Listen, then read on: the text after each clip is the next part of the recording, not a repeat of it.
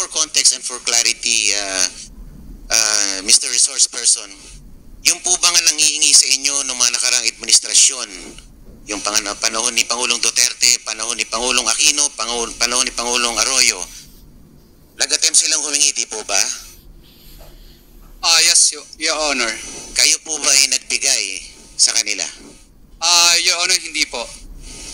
Okay. So ang ibig, sa makatweet, kaya lang nakalagay yung mga pangalan dito ng dito sa 18 congressmen na binanggit nyo. Dahil ito ay natuloy yung bigayan. Yes po, Your Honor. Kaya nakalista ang mga pangalan nila dito kasi ito po yung meron po akong physical knowledge po. So yung mga failed attempts na kumuha sa'yo, hindi mo sinama dito? Kasi hindi naman po successful. Pero may attempt? Yes po, Your Honor. So ito lang mga ito, yung nakapagbigay ka? Yes po, Your Honor. So, dahil ayon po sa kanya, bakit ayaw magsalita ng ating resource person nung mga taong nangihingi sa kanya from the past administration? At kung bakit ang binanggit niya lang sa kanyang affidavit ay yung mga taong nangihingi sa kanya in the current administration. Just for context and for clarity, Mr. Resource Person, yung po ba nga nangihingi sa inyo ng mga nakarang administrasyon, yung panahon ni Pangulong Duterte, panahon ni Pangulong Aquino, panahon ni Pangulong Arroyo, nag-attempt silang humingi, di po ba? Yes, Your Honor.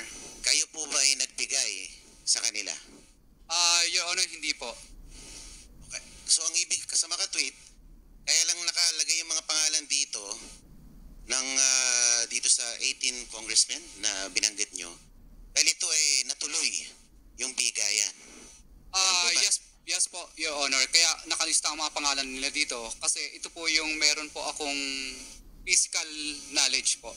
So yung mga failed attempts na kumuha sa'yo, hindi mo sinama dito? Kasi hindi naman po successful. Pero may attempt? Yes po, Your Honor. So ito lang mga ito, yung nakapagbigay ka? Yes po, Your Honor. So, bakit anong pinagkaibang nakaraang administrasyon at sa kasulukuyang administrasyon, bakit ngayon tila bumigay ka na sumama sa sistema nila? Ba't nung nakaraan kaya mo naman pigilan ang sarili mo na magbigay? Anong pinagkaiba ng administrasyon na to sa nakaraang administrasyon?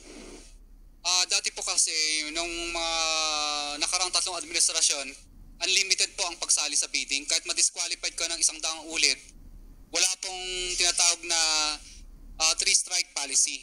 At patutunayan po yan ng lahat ng contractor sa buong DPWS na takot silang sumali sa bidding dahil mabablocklist sila pag tatlong ulit silang na-disqualified.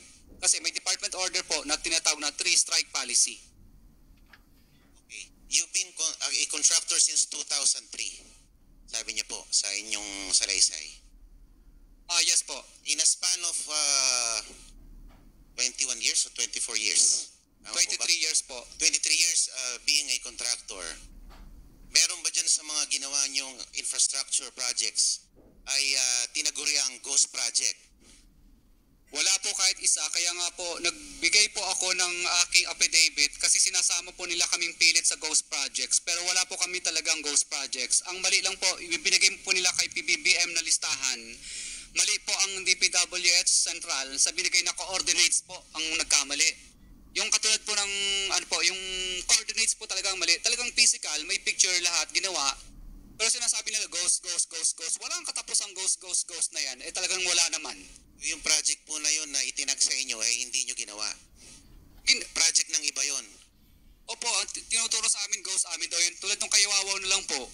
Iba ang coordinates niya. Kaywawaw na yung lugar na yun substandard. Pero sinabi, St. Timothy daw, Alpha daw. Kulang na lang ipatubos pa sa amin yung yung pagkamatay ni Rizal Hindi po ba? Sorry. Hindi po ba lahat ng project ay you have to respond respectfully. Sorry po, Your Honor. Just to be clear, this is not an interjection anymore. This is your time, Congressman Marcoleta. I think you are, Mr. Chair.